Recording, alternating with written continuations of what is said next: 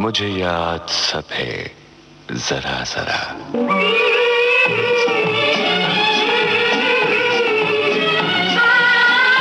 मुझे याद सब है जरा जरा। मुझे याद सब है जरा जरा।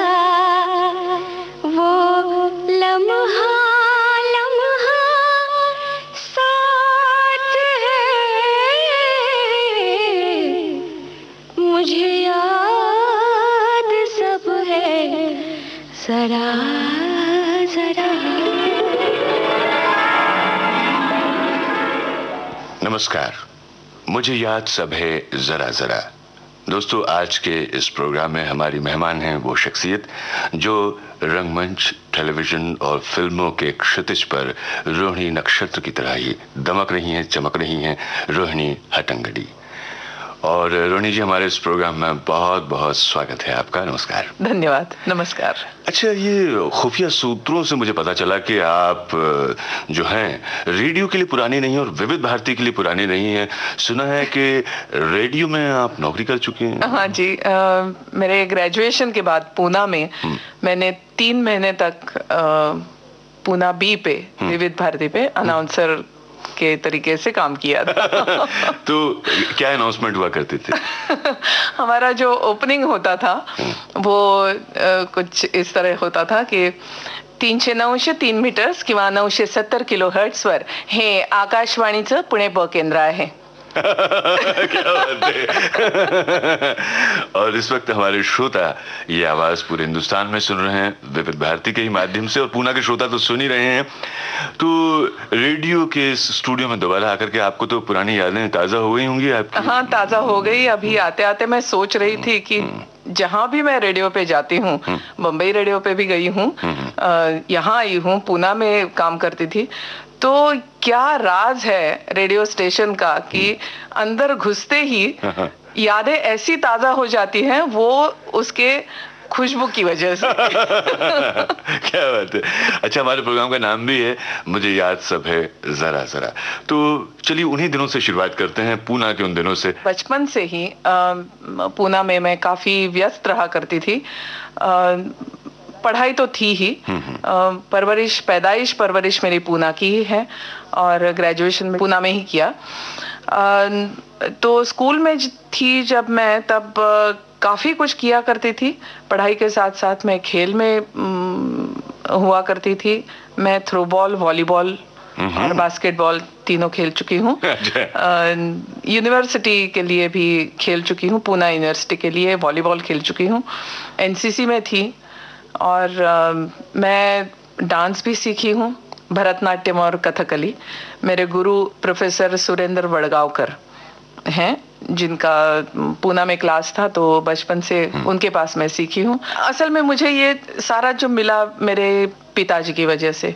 मेरे पिताजी रंगमंच पे काफी व्यस्त हुआ करते थे और उनसे ही पहला पाठ अभिनय का या थिएटर का, रंगमंच का पहला पाठ मैंने उन्हीं से लिया है। तो वो थोड़ा सा चिल्ड्रंस थिएटर में भी काम करती थी। शुरू तो चिल्ड्रंस थिएटर से ही किया, लेकिन मुझे अब याद है जरा जरा के नाम को थोड़ा सा ऑनेस्ट रहते हुए मैं थोड़ा सा मुझे याद आता है कि मैंने जब मैं 6 या 7 बरस की थी, फर्स्ट में थी शायद मैं, तब मेरी माँ ने मुझे एक फैंसी ड्रेस कंपटीशन में मैंने हिस्सा लिया था और उसमें मुझे ये जो मच्छी वाली होती है ना, कोळीण जो मराठी में कहते हैं, उसका मैंने फैंसी ड्रेस का वो किया था। तो मुझे बाकायदा मेरी रिहर्सल्स वगैरह मेरी माँ ने ली थी कि स्टेज पे जाने के बाद एक चक्कर लगाना, मावरा गया मावरा करके चक्कर लगाना और सेंटर में आना और फिर एक दफा कहना मावरा गया मावरा और चले आना। सर पे मेरे टोकरी थी और उसमें एक दीवार पे लगने वाले जो फ्लावर पॉट्स होते हैं ना, मच्छी वाले फ्लावर पॉट्स, वो मच्छी करके रखे थे। हाथ में एक कट आउट दिया था 2 मच्छियों का। तो ऐसे करके मैं चली गई, साड़ी वाड़ी पहना के मुझे छोड़ दिया स्टेज पे। अब स्टेज पे मैंने चक्कर लगाया लेकिन भूल गई क्या कहना है। मुझे पूरा याद है। और फिर सेंटर में आके खड़ी हो गई और मुझे याद ही नहीं आ रहा था मैं क्या बोलने वाली हूँ। तो मैं ऐसे ही खड़ी रही और फिर वहां से चली आई। तो फिर माँ ने मुझे पूछा तुमने बोला क्यों नहीं, इतनी सारी रिहर्सल्स की है, और नहीं, मुझे याद ही नहीं आया। और फिर उसकी वजह से शायद मेरा सेकंड नंबर आ गया था। खैर आज वो सारी बातें आपको याद आ गई अच्छे से। तो अब ऐसा है कि बातचीत को आगे बढ़ाएं, उसके पहले हम चाहेंगे कि आप अपने उन्हीं यादों से कोई गीत चुरा करके अपने श्रोताओं की नजर कीजिए। जो गीत आपको बहुत अच्छा लगता था बचपन में, आपने खूब सुना होगा, जो आपकी बचपन की यादों से जुड़ा हुआ है। मुझे बचपन में ये जो जागृति नाम की फिल्म का जो गाना है वो मुझे बहुत अच्छा लगता था। चलो चले माँ सपनों के गांव में। ये गाना तो बहुत ही मीठा है जी। चलो चले माँ, ये फिल्म आपने कितनी बार देखी है? ये मैंने शायद 2 बार देखी है। एक बार तो स्कूल से ही हम चले गए थे। स्कूल में एक छोटी सी स्कीम हुआ करती थी कि उस जमाने में ₹125 मंथली चार्ज था, और स्कूल के बच्चों को हर इतवार सुबह में एक फिल्म बताते थे, और उसमें मैंने ये फिल्म देखी है और बहुत रोई थी मैं उस फिल्म में। तो सच में फिल्म बहुत ही मार्मिक है, और मैं समझता हूँ कि इस गाने ने आपके दिल पर बहुत गहरा असर डाला। हाँ जी, बहुत बहुत गहरा असर था। तो क्यों ना यही गाना सुने? हाँ जी, सुनिए। चलो चलो माँ सपनों के गाँव में, कांटों से दूर कहीं फूलों की छाँव में। चलो चलो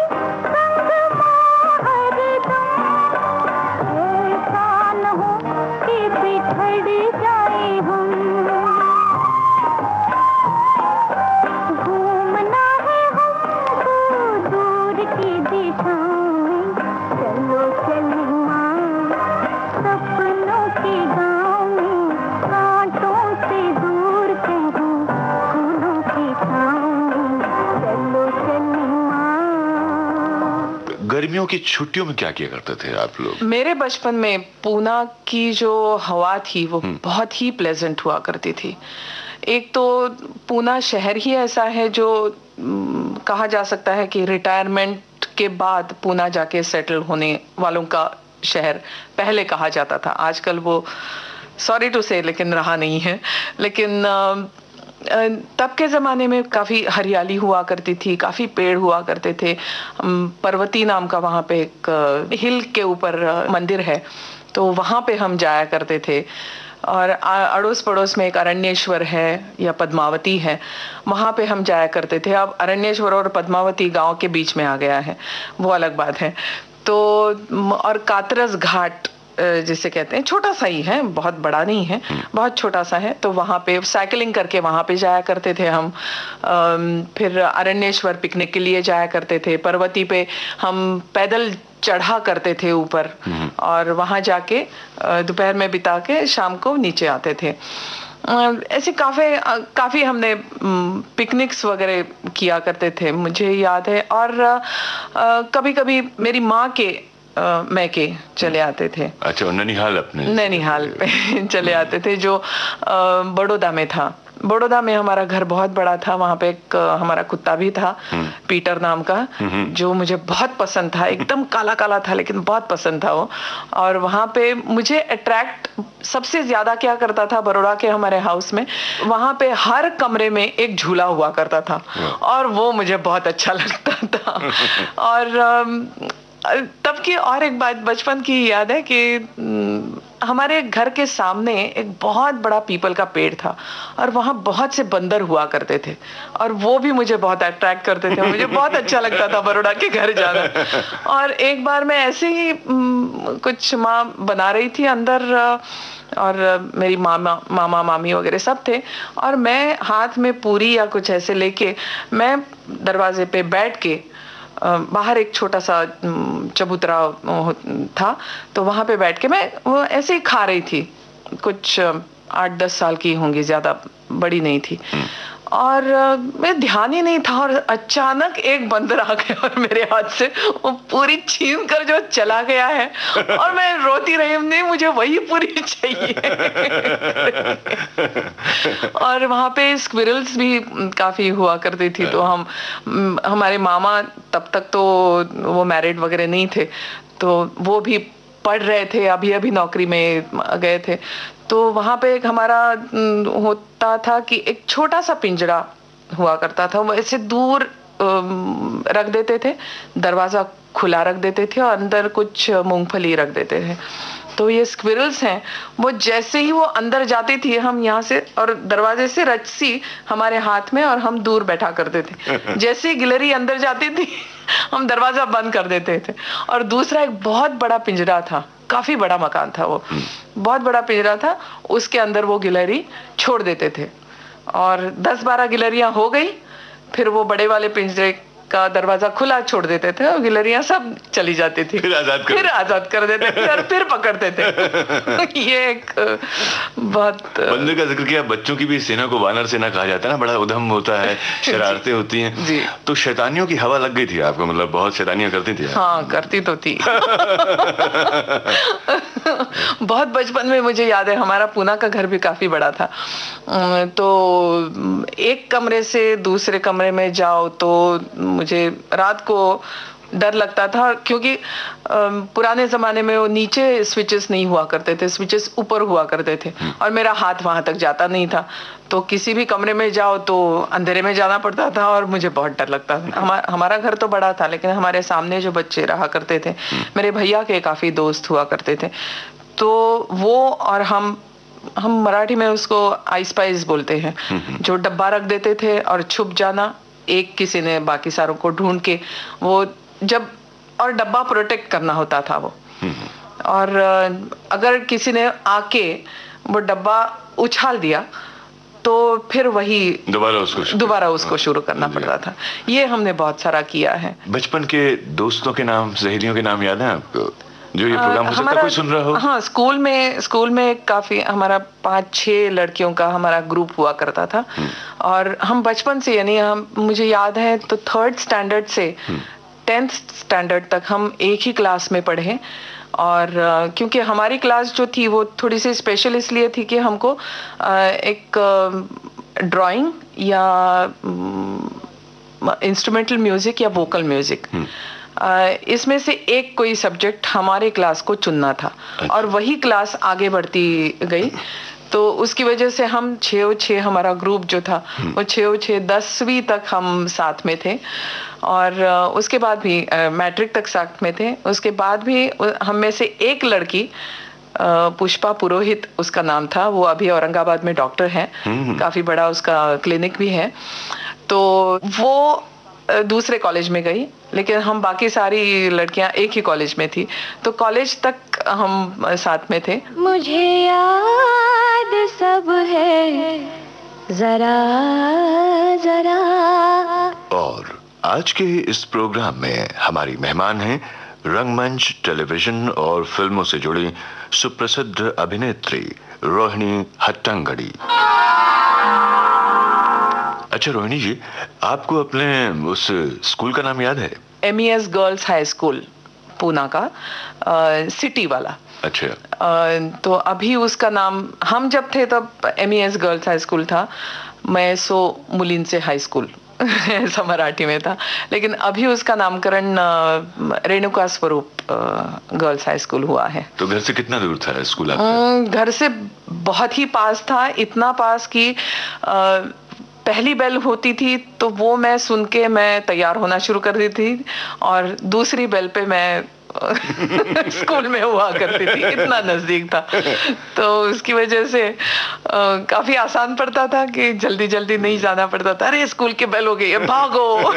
हम भागते थे। वैसे अभी यहाँ एक बेल हो गई है कि गाना फिर से सुनवाया जाए आपकी पसंद का एक और श्रोताओं को। बंदिनी का एक गाना है, ओ पंछी प्यारे सांझ सकारे बोले तो कौन सी बोली।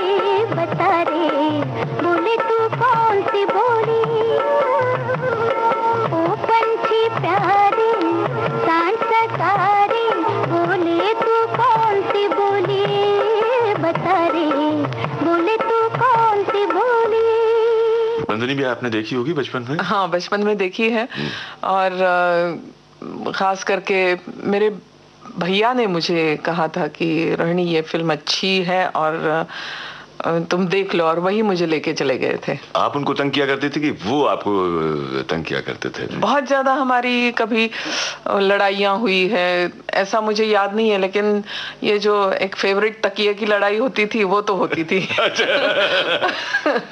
वो होती थी, लेकिन मुझे याद है मैं जब मैट्रिक में थी तब मेरे भाई साहब मेरे ख्याल में कराड़ में थे, इंजीनियरिंग कर रहे थे वो, और उन्होंने मुझे एक खत लिखा, जब ऑल द बेस्ट का, बेस्ट विशेस का खत लिखा था, तो उसमें काफ़ी सारी इंस्ट्रक्शंस उन्होंने मुझे दी थी कि जितना लाड़ प्यार करवा सकती हो करवा लो, जो भी चाहिए वो मांग लो, आसानी से मिलता है इस बार।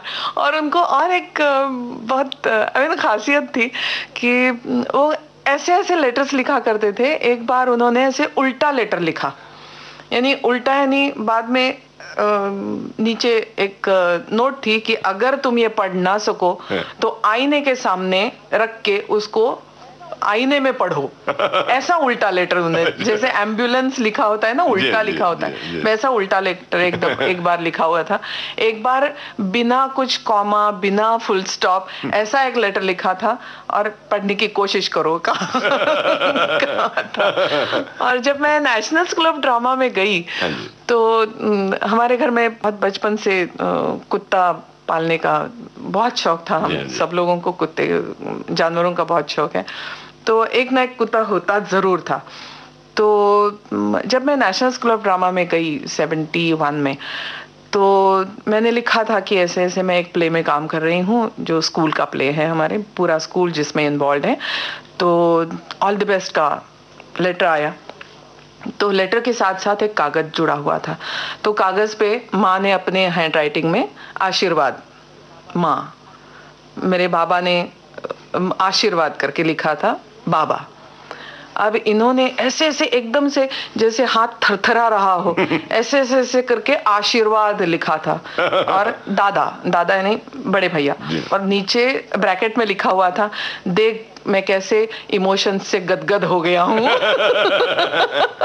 और हमारे पास जो कुत्ता था उसके पाँव पे स्याही लगा के उसका इम्प्रेशन दिया था और उसका नाम लिखा हुआ था ऑल द बेस्ट के लिए। क्या क्यूट सी बात है। ये करते रहते थे मेरे भैया।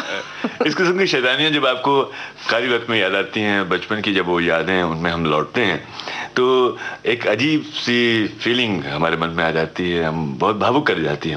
भाई साहब से आपका बहुत लगाव हुआ, और हमारे यहाँ तो हमारी परंपरा ही कुछ ऐसी कि हमारे यहाँ नानी, चाची, दादी, काका, काकी, मामा, मामी, भाई बहनों से, कजन, उसमें तो चचेरे ममेरे भाई बहन, सबसे एक जो हमारा एक भावनात्मक रिश्ता होता है, जब हम उनसे दूर चले जाते हैं अपनों से, उनकी यादें हमें रुलाती भी हैं, उदास भी करती हैं, खुशियां भी देती हैं। तो भाई से जब आप दूर चले गए, जैसे कि आपने नेशनल स्कूल ऑफ ड्रामा की बात की, वहाँ थी, खूब याद आती होगी, ऐसे मौके पे कौन सा गाना आपको बहुत याद आता था? मुझे बंदिनी का वो गाना याद आता था, अब के बरस भेज भैया को बाबुल।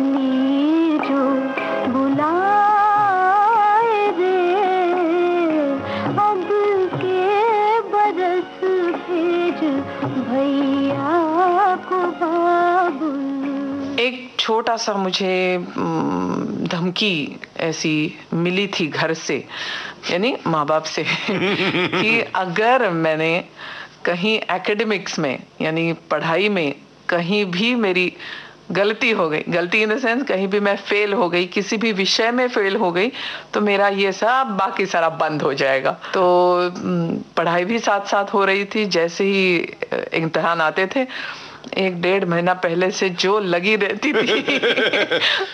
अच्छा, परीक्षा के नाम से कभी बुखार चढ़ा आपको? मतलब कहाँ फंस गए हम? एग्जाम वो तो हर एग्जाम में होता था। खूब नींद आती थी ना एग्जाम के समय? वैसे नींद नहीं आया? वैसे नींद नहीं आती थी, एग्जाम की नींदों में बहुत नींद आती थी। और सुबह में उठ के मैंने कभी, मुझे याद नहीं है सुबह में उठ के मैंने पढ़ाई की हो। मैं रात को जाग के पढ़ाई कर सकती थी, लेकिन सुबह में नहीं कर सकती थी। सुबह में अगर मार मार के उठी भी ना, तो भी 15 मिनट के बाद आंखें मूंद जाती थी और सो जाती थी मैं। तो कभी मैंने ट्राई भी नहीं किया कि मैं सुबह उठ के पढ़ाई करूं। लेकिन पढ़ाई में तो एक सिर्फ होता था कि पूरे साल भर जब मैं स्कूल में जाती थी और स्कूल के पीरियड्स में स्कूल में ध्यान लगा के जो भी बातें सिखाई जाती थी वो बहुत ध्यान से सीखती थी। तो शायद इसकी वजह से सिर्फ 1.5 महीने की जो पढ़ाई थी वो मेरी पूरी पड़ती थी। अगर स्कूल में मैं ध्यान नहीं देती तो ये 1.5 महीने की पढ़ाई बिल्कुल नहीं काम आती। तो मुझे लगता है साल भर में जो मेरा ध्यान स्कूल में होता था, तो वो उसने मुझे बहुत हेल्प किया है। स्कूल में आपके मतलब टीचर्स का आपके लिए क्या नजरिया था? आपको क्या मानते थे? वो बहुत इंटेलिजेंट, ब्रिलियंट या एवरेज? पढ़ाई में तो बहुत यानी अभी के नाप से 90% वाली मैं नहीं थी, लेकिन 80% वाली जरूर थी। लेकिन बाकी सारी चीज़ों में भी थी मैं, जैसे नाटक में भी काम करती थी, डांस भी करती थी, गैदरिंग में वगैरह मैं डांस करती थी, नाटक में काम करती थी। फिर स्कूल के जो बाकी, मैं स्कूल के बैंड में भी थी मैं। अच्छा। मैं ड्रम्स बजाती थी। मतलब स्कूल का खूब बैंड बजाया आपने? वो अब स्कूल के लोगों को ही पूछना पड़ेगा। लेकिन स्कूल में हमको काफी यानी एक टीचर मुझे याद है। एक हमारे पेंडसे सर थे जो मुझे 5th स्टैंडर्ड में हमको मैथमेटिक्स सिखाने के लिए होते थे। तो वो सिर्फ मैथमेटिक्स नहीं, लेकिन पूरा जो विकास होता है वो करते थे। एक छोटा सा उनका होता था, जैसे ही वो दरवाजे से अंदर आते थे रुक जाते थे, खड़े रहो, यानी मराठी में उभे ऐसे कहते थे। तो एवरीबडी शुड गेट अप, कि सबने खड़े रहना चाहिए, नमस्ते सर करके हाँ बैठिए करके बाद में वो बैठने के लिए कहते थे। उससे पहले किसी ने नहीं बैठना है। तो ऐसी छोटी छोटी ये छोटी बातें लगती है, लेकिन ये बहुत डिसिप्लिन की बातें हैं। दोस्तों, अपने रेडियो सेट पर आपने ट्यून किया है विविध भारती का प्रोग्राम मुझे याद सब है जरा जरा। और आज के इस प्रोग्राम में हमारी मेहमान हैं रंगमंच, टेलीविजन और फिल्मों से जुड़ी जानी मानी अभिनेत्री रोहिणी हट्टंगडी। फिल्म स्टार मुझे याद है, जो रिजल्ट हमको मिलता था तो हमें खुद को जाना पड़ता था। और बाकायदा जैसे स्कूल शुरू होता है वैसे स्कूल की घंटी बजती थी और हम हमारे कमरे में जाते थे और वहाँ पे पीछे से लेके शुरुआत होती थी रिजल्ट्स देने की। तो आप आगे जाके रिजल्ट लेके अपने सीट पे जाके बैठ जाइए। तो उस वक्त मेरा फर्स्ट नंबर था, तो मेरा नंबर आ नहीं रहा था। तो फर्स्ट नंबर मेरा नाम पुकारा गया, रोहिणी ओक। मैं चली गई। तो जिनको भी मार्क्स कम होते थे ना, उनको एक छड़ी मिलती थी हाथ में, सन करके छड़ी मिलती थी। तो मैं गई, अब मेरा फर्स्ट नंबर था, आई वॉज वेरी हैप्पी, बहुत खुश थी। जाके खड़ी रही तो हाथ आगे करो। मैंने कहा हाथ आगे करो, मैं फर्स्ट आई और हाथ आगे करो की बात कर रहे हैं। तो मैंने डर डर के हाथ आगे किया तो एक छड़ी मिली, उसके सट करके छड़ी मिली। तो पूछने लगे, पूछो क्यों मैंने छड़ी दी? तुम्हें मैथमेटिक्स में 92 ही क्यों पढ़े हैं, 100 क्यों नहीं पढ़े, इसलिए तुम्हें ये छड़ी मिली है। लेकिन आप फर्स्ट थी। लेकिन मैं फर्स्ट थी, लेकिन फिर भी छड़ी मिली मुझे। तो एक्सपेक्ट भी काफी किया करते थे। फिर एक राजहंस करके टीचर थी हमारी, जो हमारे कल्चरल यानी नाटक वाटक किया करती थी। फिर केबी यानी कमल बापट करके एक टीचर थी। फिर शिदोरे, मिसेस शिदोरे थी, मिसेस दातार थी, खांडेकर, ऐसे बहुत काफी नाम याद है मुझे। मतलब आपकी नींव में उसमें इन तमाम लोगों का भी योगदान आप मानेंगे? एक ऑब्जर्वेशन सा थोड़ा सा था कि जब भी हम स्कूल में जाते थे तो कोई पेरेंट अगर स्कूल में आए तो हमको बहुत एम्बैरेसमेंट होती थी। यानी जिसका भी पेरेंट आए अच्छा, तो बहुत एम्बैरेसमेंट होती थी, क्योंकि तब ऐसे लगता था इनको बुलाया गया है स्कूल में कि कोई शरारत हुई है इनके हाथ से, इसलिए उनके पेरेंट्स को बुलाया है। लेकिन आजकल मामला एकदम उल्टा है। अगर आप स्कूल में नहीं जाओ तो पेरेंट्स टीचर एसोसिएशन है, मीटिंग्स हैं, वो बुलाते हैं और बाकायदा आपको जाना पड़ता है। जब मेरा बेटा स्कूल में था तो मुझे इतना अटपटा लगता था, तो एकदम मामला उल्टा हो गया है ना। वो थोड़ा सा एडजस्ट होने में काफी देर लगी मुझे। जी। अच्छा, एक चीज मैं जानना चाहूंगा, बचपन में कोई, जैसे सबका ना बड़ा पेट नेम होता है, माता पिता बड़े प्यार से कुछ और भी नाम रखते हैं उसका, आपका भी कोई ऐसा नाम था? नहीं, ऐसा कोई नाम नहीं था, मुझे रोहिणी ही बुलाते थे। सिर्फ मेरे भैया का नाम रविंद्र है, उसे रवि कहते थे।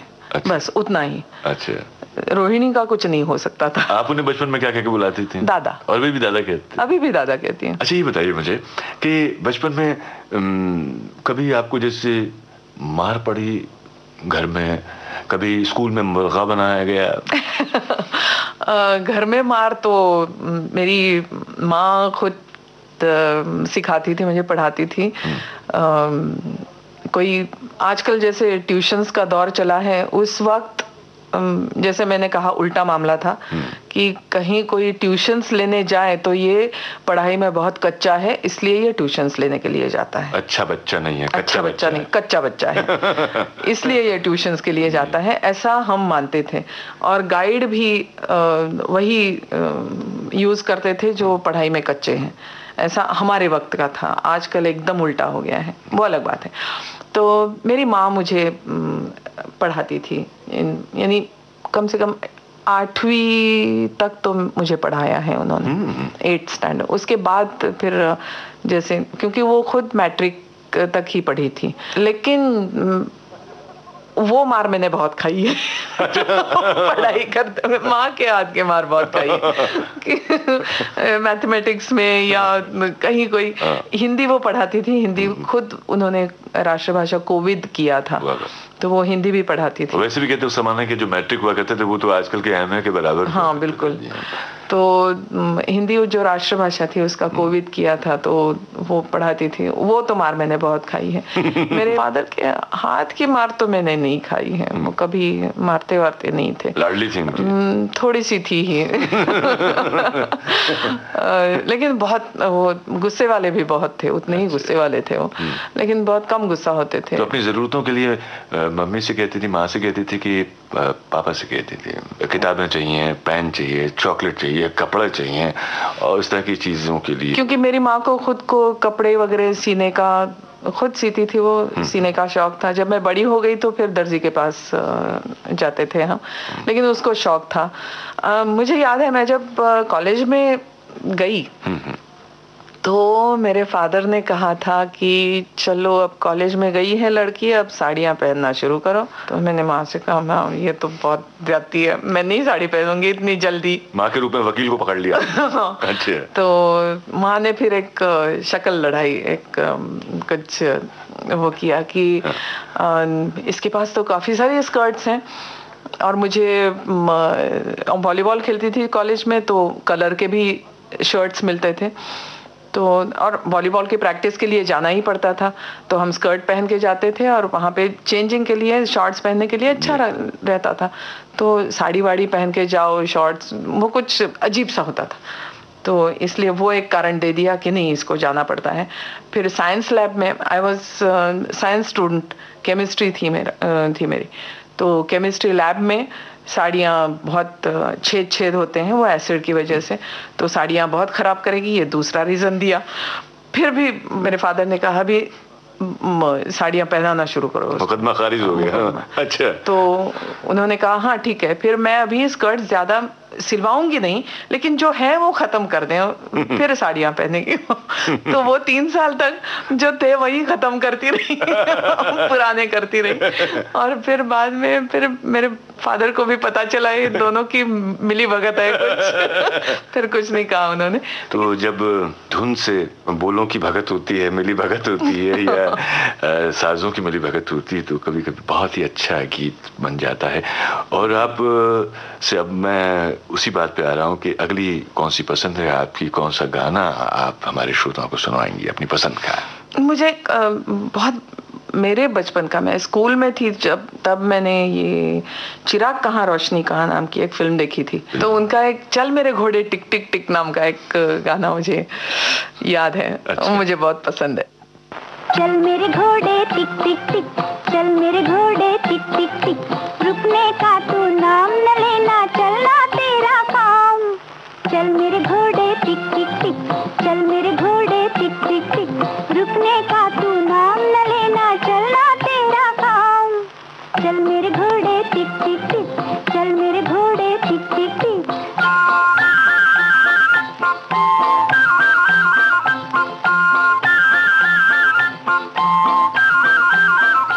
चलते चलते उसके आगे आया एक पहाड़,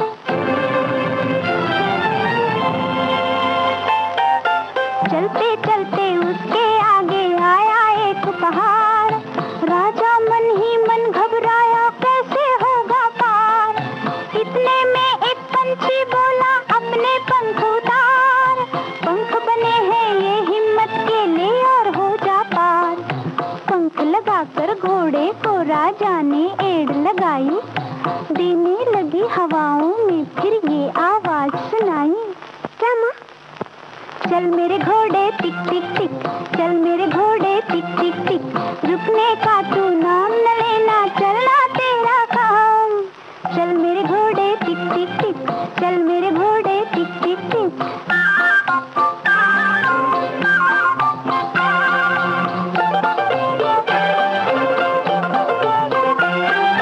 लेकर राजा को एक वन में आया नीला घोड़ा,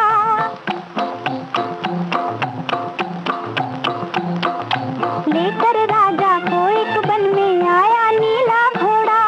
देख के एक चंचल हिरनी को उसके पीछे दौड़ा, लेकिन पास जो पहुंचा तो देखो किस्मत की करनी, रूप में उस चंचल हिरनी के निकली जादूगरनी।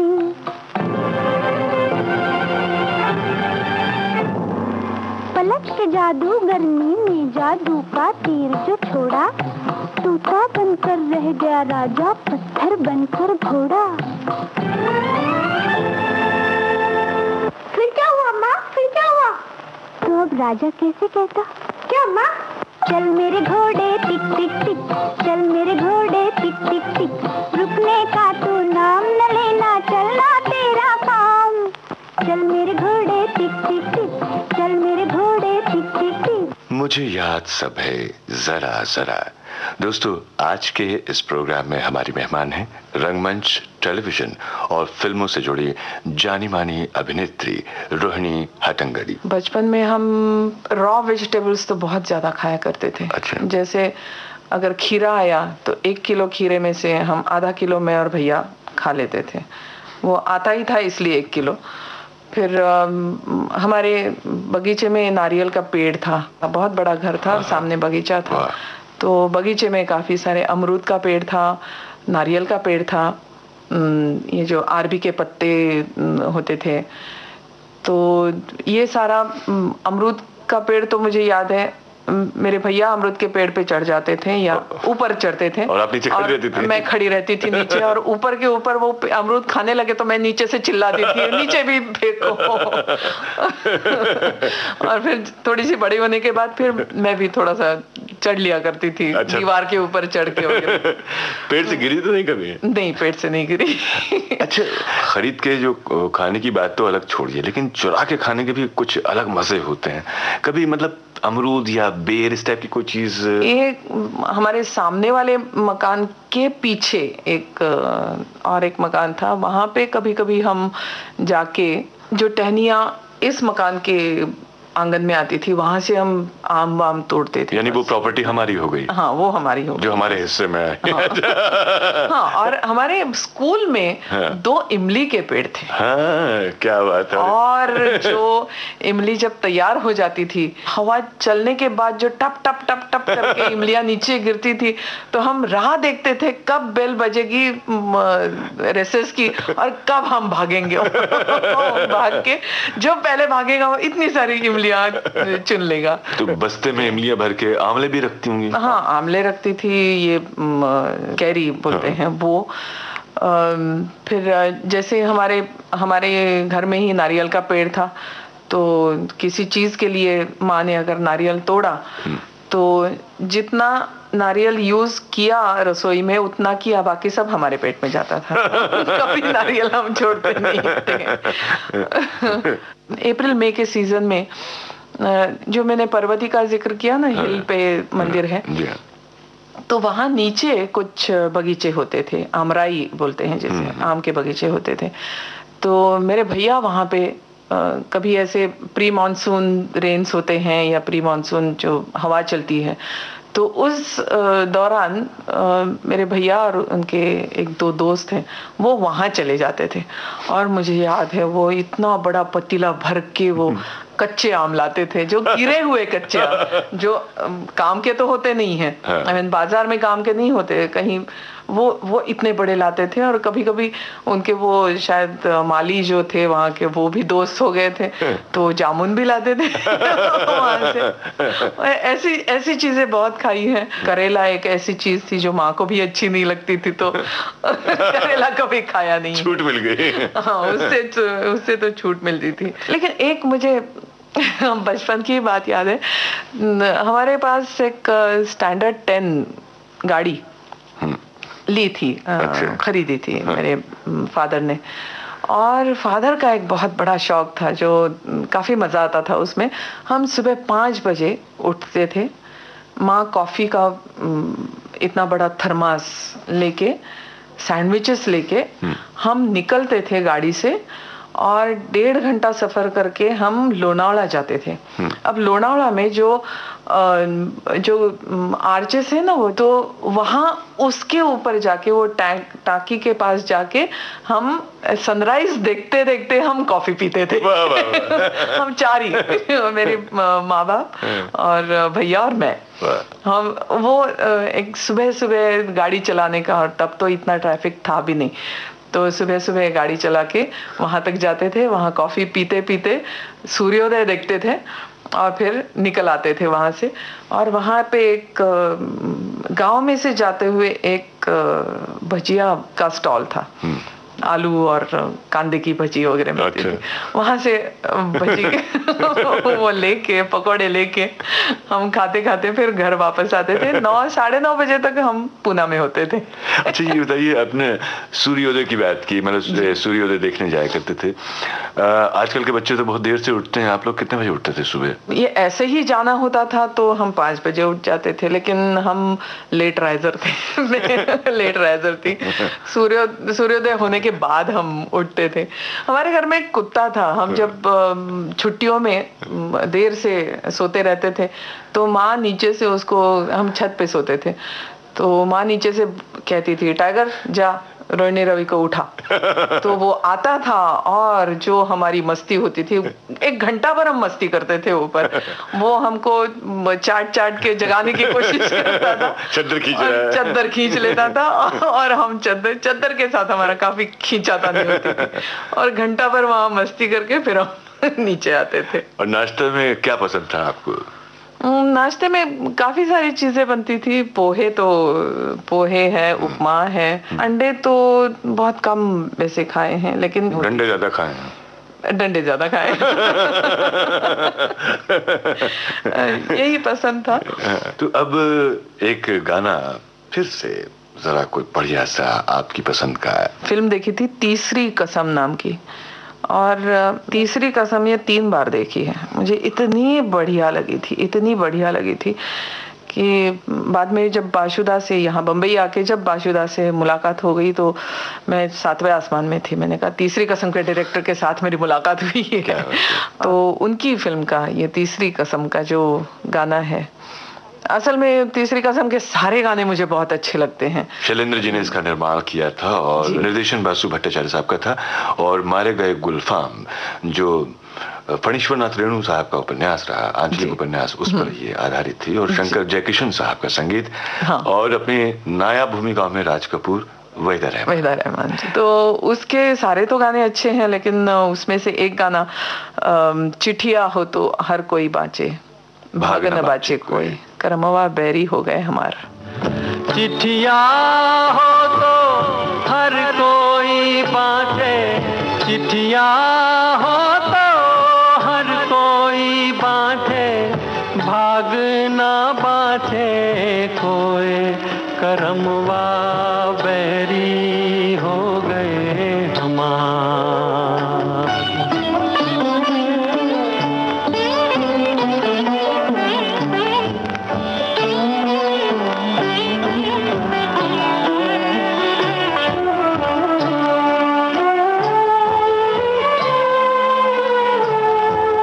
जाए बसे परदेस सजनवा, सौतन के भर माए। जाए बसे परदेस सजनवा, सौतन के भर माए। ना संदेश न कोई खबरिया, लाए रुत जाए।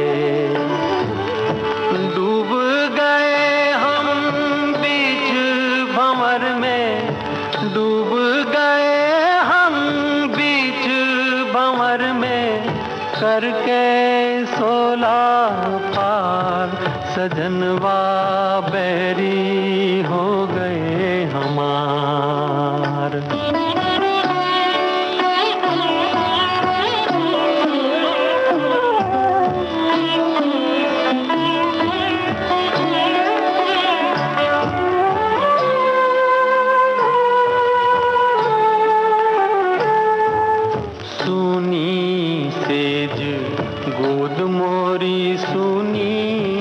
मरम न जाने को,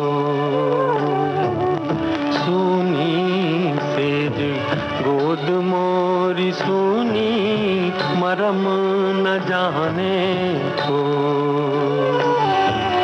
छटपट तड़पे प्रीत विचारी, ममता सूरो। ना कोई इस पार हमारा, ना कोई इस पार हमारा, ना कोई उस पार, सजनवा बैरी हो गए हमार।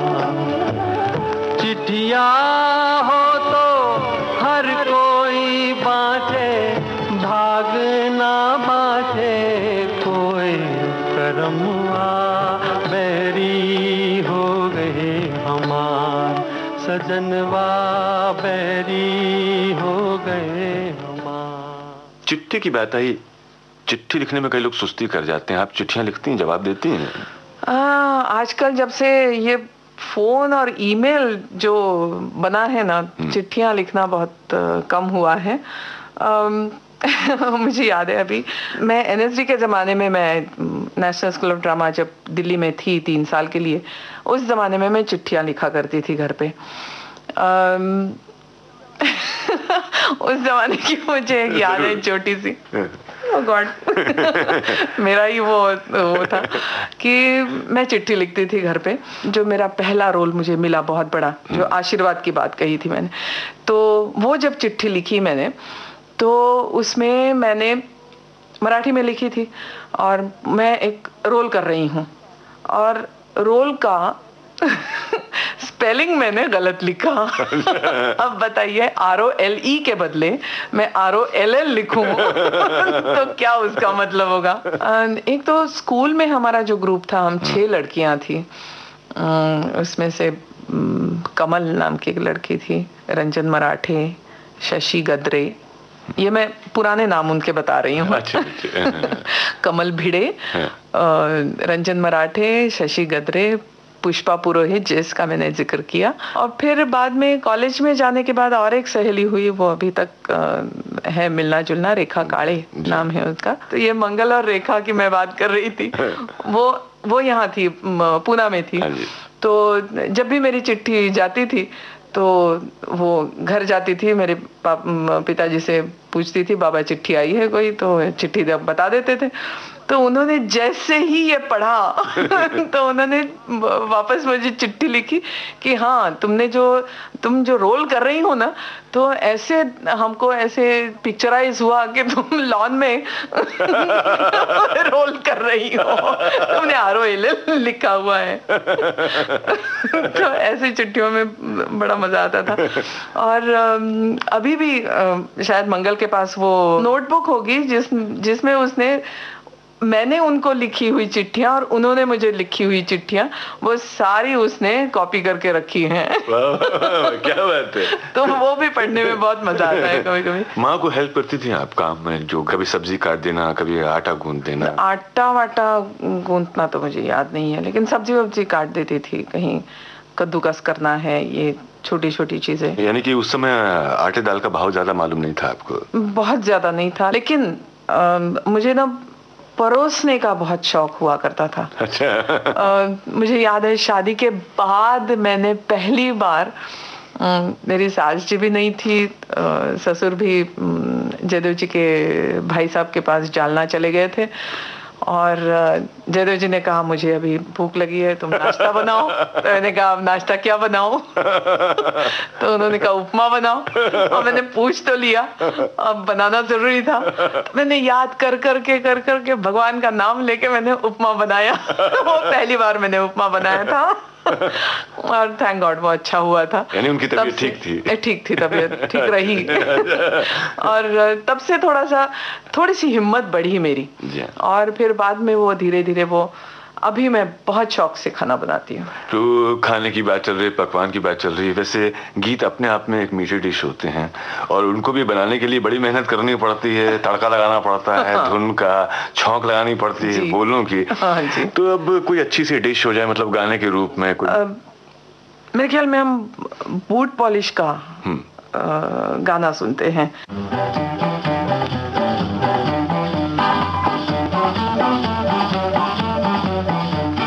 नन्हे मुन्ने बच्चे तेरी मुट्ठी में क्या है, नन्हे मुन्ने बच्चे तेरी मुट्ठी में क्या है? मुट्ठी में है तकदीर हमारी, मुट्ठी में है तकदीर हमारी। हमने किस्मत को बस में किया है, हमने किस्मत को बस में किया है। भोली भाली मत वाली आंखों में क्या है, भोली भाली मत वाली आंखों में क्या है? आंखों में झूमे उम्मीदों की दिवाली, आंखों में झूमे उम्मीदों की दिवाली। आने वाली दुनिया का सपना सजा है, आने वाली दुनिया का सपना सजा है। नन्हे मुन्ने बच्चे तेरी मुट्ठी में क्या है, नन्हे मुन्ने बच्चे तेरी मुट्ठी में क्या है?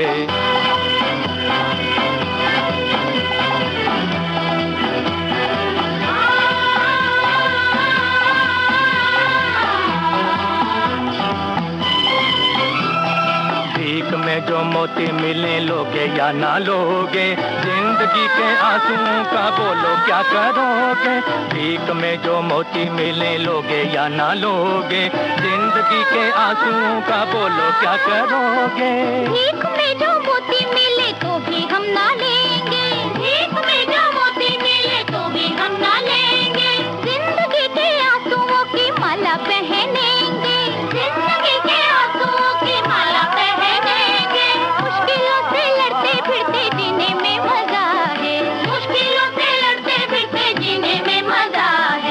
नन्हे मुन्ने बच्चे तेरी मुट्ठी में क्या है, नन्हे मुन्ने बच्चे तेरी मुट्ठी में क्या है।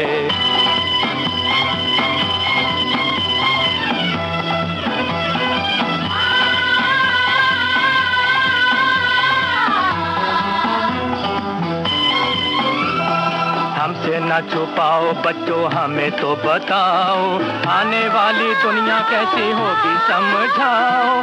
हमसे ना छुपाओ बच्चों हमें तो बताओ, आने वाली दुनिया कैसी होगी समझाओ। आने वाली दुनिया में सबके सर पे ताज होगा, आने वाली दुनिया में सबके सर पे ताज होगा। ना भूखों की भीड़ होगी ना दुखों का राज होगा, ना भूखों की भीड़ होगी ना दुखों का राज होगा। बदलेगा जमाना ये सितारों पे लिखा है, बदलेगा जमाना ये सितारों पे लिखा है। नन्हे मुन्ने बच्चे तेरी मुट्ठी में क्या है, नन्हे मुन्ने बच्चे तेरी मुट्ठी में क्या है। मुट्ठी में है तकदीर हमारी, हमने किस्मत को बस में किया है। नन्हे मुन्ने बच्चे तेरी मुट्ठी में क्या है, नन्हे मुन्ने बच्चे तेरी मुट्ठी में क्या है। रोहिणी जी, आपके साथ हम बहुत बचपन में चले गए थे आपके। मैं अपनी ओर से, अपने तमाम सुनने वालों की ओर से, विविध भारती की ओर से यही कहना चाहता हूँ, बहुत बहुत धन्यवाद। आपने अपना कीमती समय दिया, यहाँ आई और इस प्रोग्राम की रौनक बढ़ाई आपने। शुक्रिया। मुझे याद सब है जरा जरा। दोस्तों, आज के इस प्रोग्राम में हमारी मेहमान थी रंगमंच, टेलीविजन और फिल्मों से जुड़ी जानी मानी अभिनेत्री रोहिणी हट्टंगडी। इस कार्यक्रम के निर्माण से जुड़ी क्रिएटिव टीम का परिचय इस प्रकार है। Technical assistance DK Kulkarni, post production Ramesh Gokhale और उषा मेहता, एसोसिएट प्रेजेंटर कमल शर्मा, प्रेजेंटेशन शकुंतला पंडित और मुझे याद सब है जरा जरा के इस एपिसोड की प्रोड्यूसर थी शीला मोदी।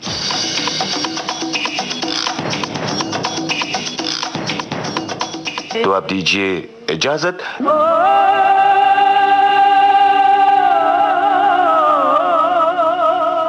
मुझे याद सब है जरा जरा।